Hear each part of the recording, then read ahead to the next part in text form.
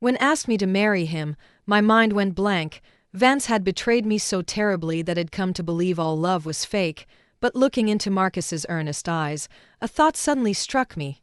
Why should I give up on life just because of one scoundrel? I'd gotten back what Vance owed me, and someone genuinely cared for me. Why shouldn't I accept it? It all started in the delivery room, when he went to celebrate someone else's dog's birthday. Yesterday was the day of my difficult labor.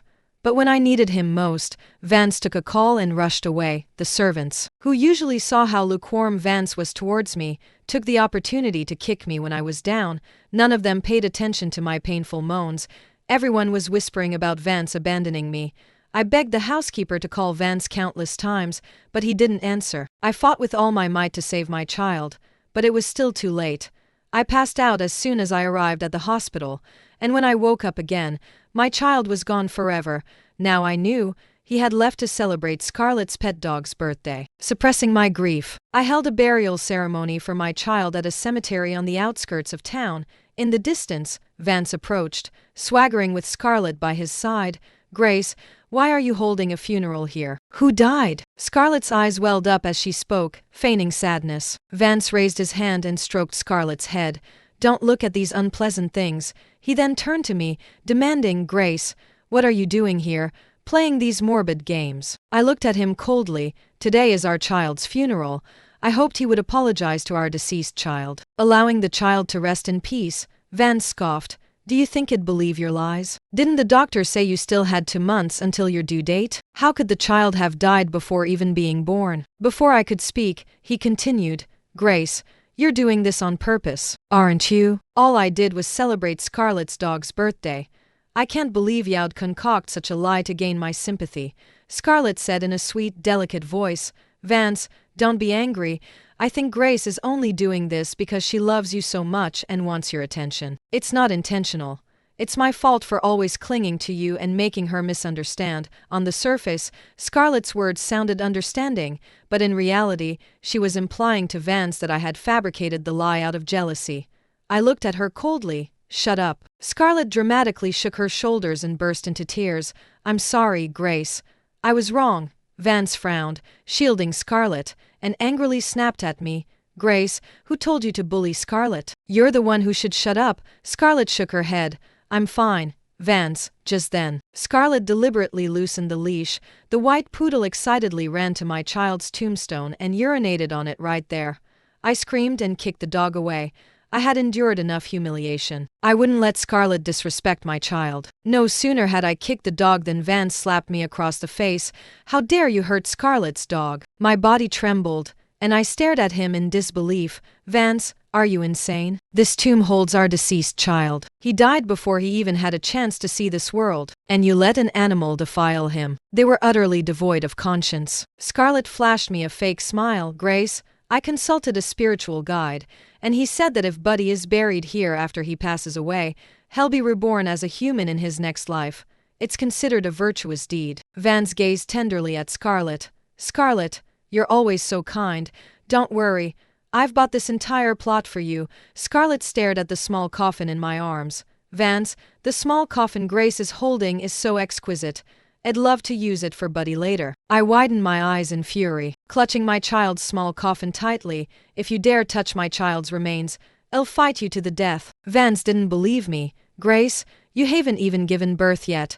Where would a child come from? Aren't you ashamed to put on this elaborate fake funeral for our child?" I glared at him furiously. "My child died yesterday, when you abandoned me. If you don't believe me, ask the doctor at the hospital." Scarlett said softly, "Grace, that small coffin of yours probably just holds some clothes. What a waste to make it so exquisite. Maya's actually going to die eventually. He's so pitiful. Just give me that small coffin." Vance looked at me impatiently. "I'm busy with business soon. I don't have time for your theatrics. Hand over that small coffin now." My face turned pale. "Never." Vance immediately ordered his aides to snatch the small coffin from my arms. I tried to grab it back, but 2 other aides held me firmly to the ground, immobilizing me. I screamed with heartbreaking anguish, "Give him back to me, give me back my child." But no matter how much I screamed, it was useless. The aides still emptied the remains from the small coffin onto the ground, as if they were discarding trash.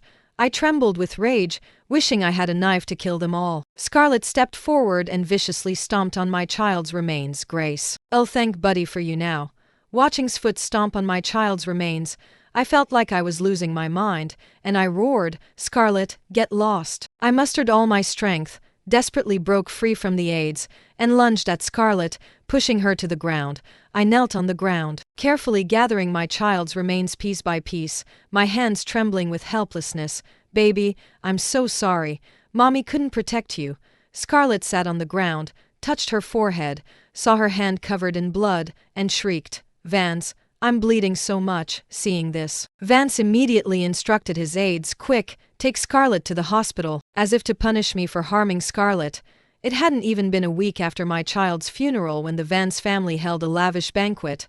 I didn't want to go, but I was afraid of shaming Henry. Suppressing the pain of losing my child, I accompanied Vance to the banquet. Guests clinked glasses, and laughter filled the air. As the banquet reached its peak, Scarlett gracefully walked to the stage. She was wearing a dazzling evening gown shimmering with pearly luster. Looking enchantingly beautiful, she parted her lips, and her melodious voice instantly floated throughout the hall. When her song ended, thunderous applause erupted. Scarlett smugly surveyed the entire hall, her gaze finally landing on me, a flicker of malice in her eyes. Grace, why don't you favor us with a song as well? My heart trembled. My voice had been completely ruined since the difficult labor. I couldn't sing anymore. I forced a smile and politely declined. I'm not feeling well today, so I won't embarrass myself, but pressed on relentlessly. Grace used to be a star from the city's golden age. How could you disappoint everyone? Come on, just sing a classic American tune, Stardust. The guests present quickly agreed. I was surrounded and pushed to the stage, like a fish on a cutting board, with nowhere to escape. I took a deep breath and tried to speak, but only a hoarse sound, like a broken bellows, came out. Laughter immediately erupted from the audience. Scarlett covered her mouth with a delicate chuckle, her eyes full of mockery. Grace, what's wrong with you? Your voice is so hoarse. It's not even as good as my buddy's barking. Her humiliating words pierced my heart like sharp blades. Just then, Henry stepped forward. Though elderly, he still stood ramrod straight. His gaze was piercing. Ms. Scarlett, Henry shouted sternly. What kind of talk is that? My daughter is unwell, and you force her to perform on stage, then insult her. What kind of upbringing do you have? Hearing this, Vance looked coldly at Henry. Mr. Henry, who do you think you are, daring to be rude to Scarlett? Seeing this, Scarlett feigned reconciliation. Vance, don't be angry, since Henry is so protective of his daughter. Why doesn't he sing a song instead of Grace? Her words seemed benevolent, but were in fact full of provocation. Vance scoffed. Good idea, Mr. Henry. Aren't you protective of your daughter? Then sing a song for her. If you don't sing well, then bark like a dog. Henry trembled with rage, his face turning ashen. Although he was once a renowned doctor, he had never performed on stage. Amidst the jeers of the crowd, his voice trembled. Off-key, Scarlett dramatically covered her ears, her face showing disgust. That's awful. Mr. Henry, maybe barking like a dog would suit you better. This remark was undoubtedly the last straw. Henry's face turned ashen, and he spat out a mouthful of blood. I rushed forward to support him, tears streaming down my face. Seeing's aged face, my heart twisted in pain. He had lived a life of integrity, only to suffer such humiliation in his old age, all because of me. Vance watched the scene indifferently. While Scarlett smugly clung to his arm, the surrounding guests quickly distanced themselves from us. Everyone watched with cold indifference. In that moment, I felt utter heartbreak. Henry couldn't hold on. Losing two loved ones in quick succession, I fell ill from grief and passed out. I woke up from my coma. The image of Henry dying from the sudden shock after being humiliated kept flashing in my mind, and tears blurred my vision once again. Just then, I noticed Scarlett sashaying into the hospital room, a fake smile plastered on her face. There were only the two of us in the room, the air thick with the smell of disinfectant and unspoken tension. Seeing me awake, she finally showed her true colors. Bitch, she sneered, a vicious glint in her eyes. Vance and I had known each other for a long time. It's just that I was sold from out of state back then, and he couldn't find me. You just relied on your looks and decent singing voice. He only approached you because he saw a bit of me in you. You were nothing more than my stand-in. otherwise. He wouldn't have given a common slut like you a second glance. I felt as if I'd been struck by lightning, trembling all over. SOS supposed gentleness, his meticulous care. It had all been a lie. I felt the room spin, my heart twisting in agony. Scarlett smugly took out an exquisite bottle from her handbag and dangled it in front of me. Do you recognize this? This is the nourishing special tonic you've been drinking. It has some good stuff in it. You know, she slowly unscrewed the cap and poured the liquid into the trash can. A cruel smile spreading across her face. This is what ruined your voice, you idiot. Did you think it was a tonic from Vance? It was just garbage I didn't want. But I didn't want to just give it away for free, so I added something extra. Oh, by the way, to tell you the truth, that wasn't Buddy's birthday at all. I just didn't want him to be with you. I just wanted you to suffer terribly. My heart was filled with rage and grief. Henry's death, my lost child, my ruined voice, all this suffering was her doing. I couldn't control myself any longer. I leaped from the hospital bed and, despite my physical weakness, lunged at her. I fiercely squeezed her neck. Scarlett, you'll go to hell. I roared, tears streaming down my face. Just then, Vance suddenly burst in and shoved me away. My body was already frail from what had just been through, and with his shove, I crashed heavily into the corner of a table. The intense pain brought tears to my eyes, but my heart ached even more. I barely managed to stand upright, trembling as I pointed at Scarlett. Vance, she's been deceiving you from the very beginning. She poisoned me and ruined my voice. Take the special tonic for testing. Enough, Grace, you're going too far. How dare you frame Scarlett? Vance coldly cut me off, not even bothering to look at the evidence in the trash can. My body stiffened, and then I laughed. The laughter was full of despair and desolation. I used to love Vance deeply, considering him my everything. Now, it seemed everything that had happened was nothing more than a ridiculous farce. Vance, let's get a divorce. My voice was low and firm. Vance looked at me displeased. Grace, Scarlett and I are innocent.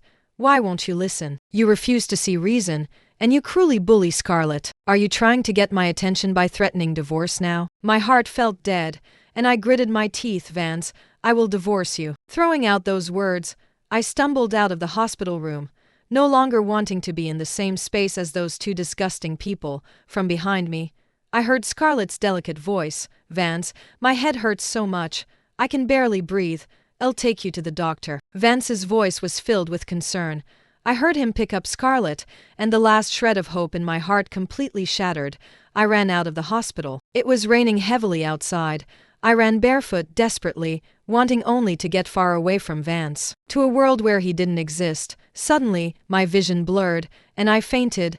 Blood flowed continuously beneath me, mixing with the rainwater, a horrifying sight. I woke up 2 days later, disoriented and unable to distinguish day from night.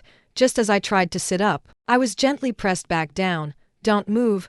Vance looked at me, taking a moment before he spoke. The doctor said you hadn't recovered well after your difficult labor, which caused the severe bleeding. You need to rest. I didn't speak, just quietly stared at the ceiling beam above. Vance had never seen me so lifeless before I met him.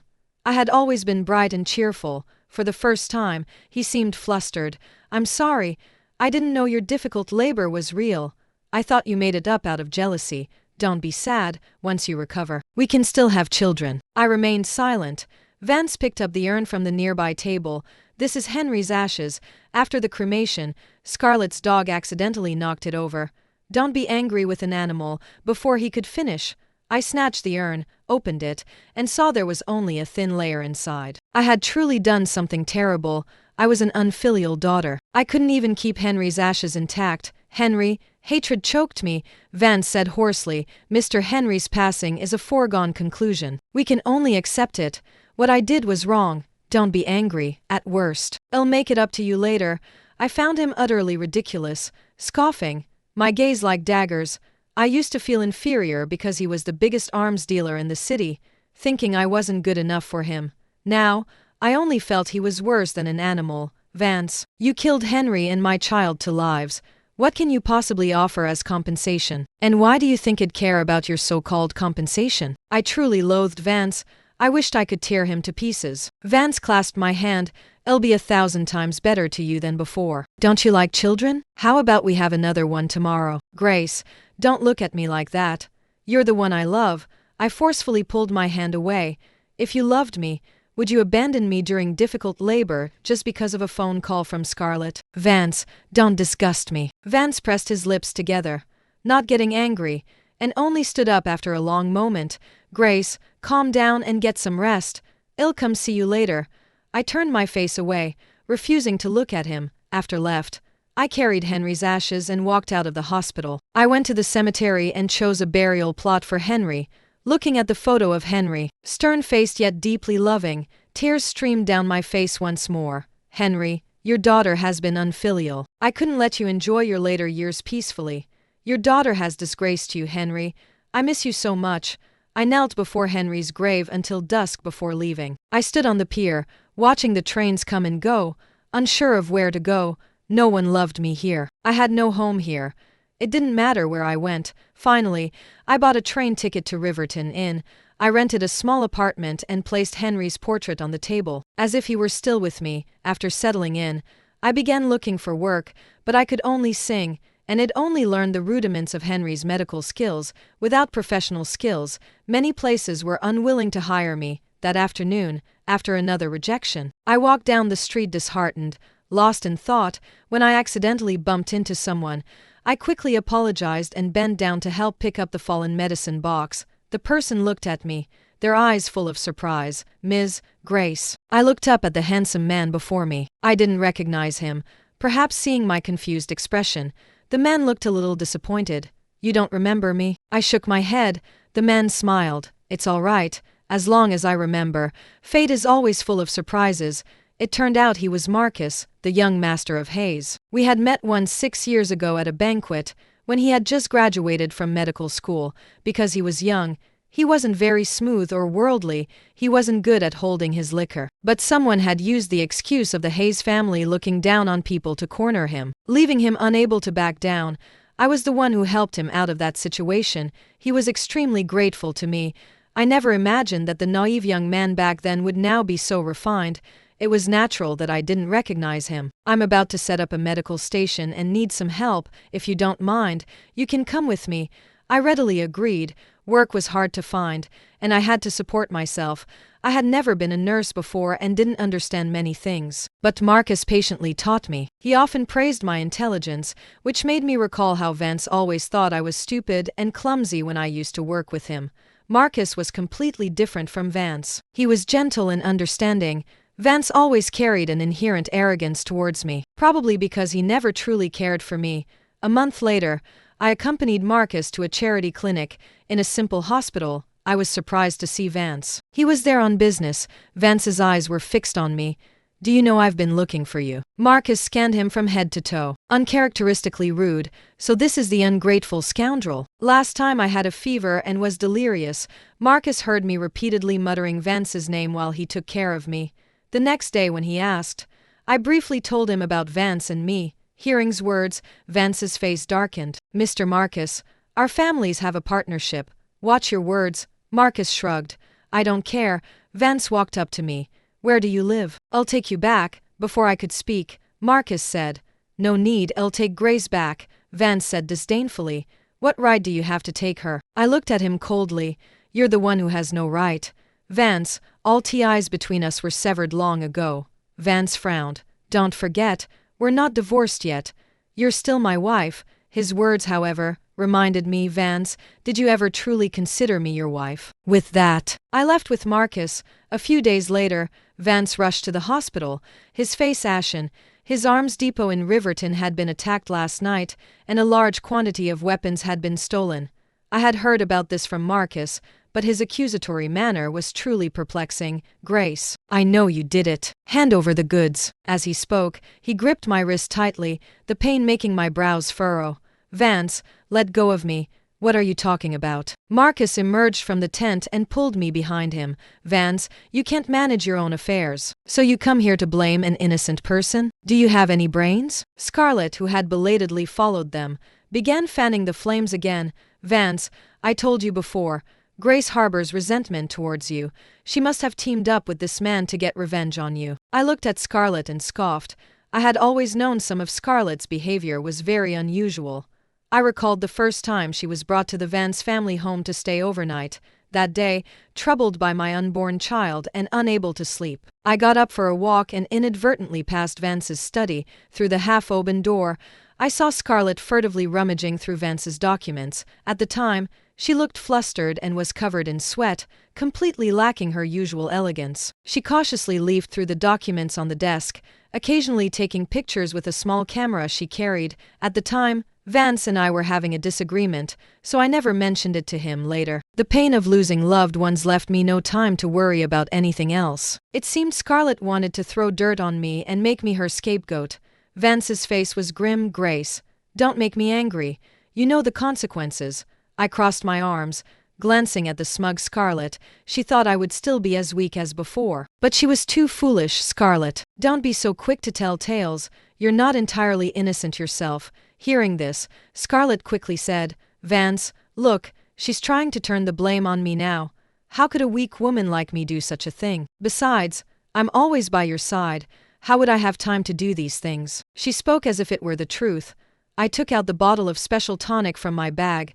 Vance, this is what you said was for my voice. Saying this, I pulled out a lab report, but look what's inside. Vance took it, his brows tightly furrowed. His expression gradually shifted from confusion to shock, finally settling into an incredulous rage. The report clearly showed that this special tonic contained a large amount of highly acidic medication, which would corrode vocal cords with prolonged use. Watching's expression change. I knew he remembered.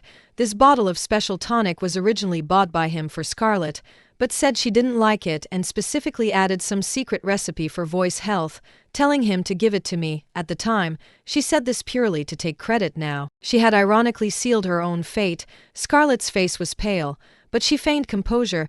This special tonic is everywhere in the city. You think you can slander me with just one lab report? I wouldn't waste words on her. Since everyone was here, it was time to settle all accounts. And the camera you carry everywhere. I looked straight into her eyes and said, word by word, do you dare take out the film and let me have it developed at a photo studio? Hearing this, she instinctively clutched the bag she carried, a flicker of terror in her eyes. Stop slandering me. Vance, quickly arrest her and interrogate her. Then the truth will come out. For the first time, Vance ignored her clamor. Scarlett, take out the camera. Don't make me say it again. Scarlett's lips trembled. No, I won't. This is mine. Vance, I saved you. You can't do this. She started playing the victim. Little did she know, Vance hated being blackmailed most, so he ordered his men to snatch Scarlett's bag. Just then, Marcus, who had been silent for a long time, suddenly spoke. The fewer people who know about this, the better, Mr. Vance. How about this? I'll do you a favor. My place happens to have a darkroom for developing photos. Would you like to use it? Vance scoffed, but agreed to the suggestion. Arriving at the darkroom, Marcus personally developed the film. It clearly showed documents related to Vance's arms dealings. They were densely packed, both legal and illicit. Everything that could and couldn't be spoken of was there. Vance's face turned black with rage as he saw it. He lunged at Scarlett and slapped her. You bitch. I treated you so well. How could you betray me? Now, she knew there was no more denying it. Vance stepped forward, grabbing Scarlett's throat, his face contorted in a ferocious grimace. Scarlett, how dare you? I'm going to kill you. Scarlett's face turned red from being choked, and she struggled to breathe. Help. Just as she was about to suffocate, Vance loosened his grip, his eyes fierce. Scarlett, I won't let you die so easily. You will pay the price. Take her to the interrogation chamber. Seeing this scene, my heart swelled with vengeful satisfaction. Scarlett deserved it. I looked at Marcus, and we turned to leave, sharing a silent understanding. Outside, a light rain was falling. I remembered that day I ran out of the hospital. It had been raining like this too. Vance had no heart. I used to think Scarlett was the person he cherished most, but then I saw Scarlett's miserable state after she emerged from the interrogation chamber, and I realized he didn't love her that much after all. When was brought to the hospital, there wasn't a single uninjured part on her body. The whip marks were severely infected from being doused with corrosive liquid. Her once pretty face was covered in scars. To prevent her escape, her tendons in her hands and feet had been severed, and her kneecaps shattered. No one would be so cruel to someone they loved. Marcus told me to wait under the porch while he went to get the car. No sooner had he left than Vance appeared before me like a ghost. Grace, I've punished her. please come back." He looked much more weathered, gazing at me with tears in his eyes. "I'm sorry for what I did to you, and to our child. It's all Scarlett's fault for deceiving me. While was certainly hateful, Vance deserved to die even more. They both deserved to go to hell." I looked at him expressionlessly. "Vance, Scarlett deserves to die, but what about you?" Vance gave himself a hard slap across the face. "Grace, I was a bastard. I'm a good for nothing. Give me another chance. Let's start over. I won't disappoint you again." I scoffed. "Vance, you treated me as a substitute from the start. What right do you have to talk about starting over now?" Vance desperately explained. "Later, I genuinely fell in love with you and wanted to spend my life with you. I don't love Scarlett. It's only because she once saved me, and I couldn't be ungrateful, which is why I helped her everywhere. I never had romantic feelings for her, and I never did anything to wrong you." Finally, he pleaded helplessly. "Grace, what do I have to do to make you come back?" I roared at him. "I want you to give me back Henry and my child." Vance was speechless. He couldn't bring the dead back to life. Marcus drove back. He gently honked the horn, signaling for me to get in. I stepped forward. Vance suddenly knelt and grabbed my leg. "Grace, don't leave."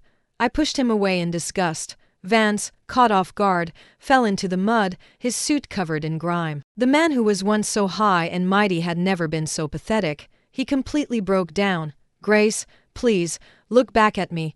If you'd just look at me one more time, I'd even die for you." Hearing this, I didn't stop walking, leaving him with one last remark. "You might as well just die." Then I got directly into the car. Marcus looked at Vance, who was kneeling in the mud outside the car, a little surprised. "Are you really not going to give him another chance?" I looked straight ahead, my heart calm as still water.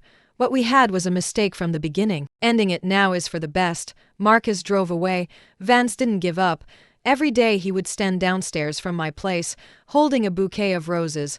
I picked up a basin of water and splashed it directly on him. "Vance, get out of here." Throughout the years, I had always been gentle and considerate towards him. I had never treated him like this before.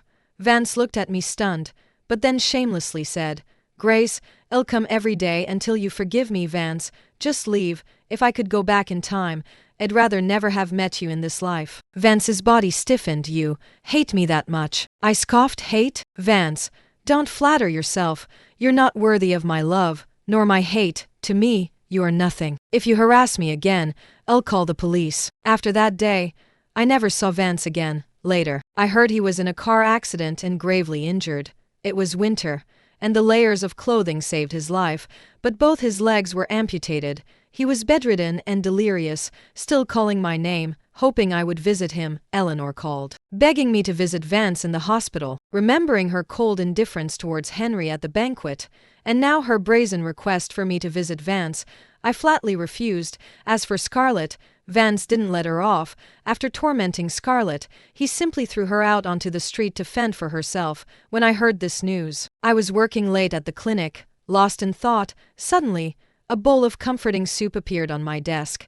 I looked up and smiled. "How can I let Dr. Marcus, who is so busy, make soup for me?" Marcus smiled. "Nurse has been working so hard recently. Of course she deserves a treat." He paused, then asked, "Grace, are you really not going to see him?" I took a sip of the soup, and a warmth spread through my entire body.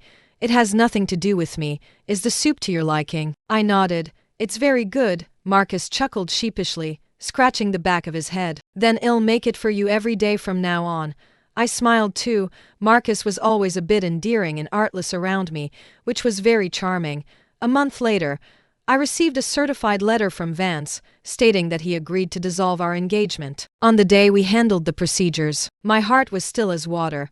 I signed the document decisively, treating him like a stranger. Vance's hand, holding the pen, trembled continuously. I glanced at it, barely suppressing a smile. On our engagement day, he was calm and collected. While I was so nervous I almost misspelled my name now. It was the other way around. Vance slowly signed his name. The moment I received the document dissolving our engagement, I felt as if I had been reborn. Vance looked at the smile on my lips. His eyes filled with bitterness. He asked cautiously, "Grace, can we talk like friends in the future?" My voice was indifferent. "There's no need. Vance, I never want to see you again in this life." Throwing out those words, I turned and walked away.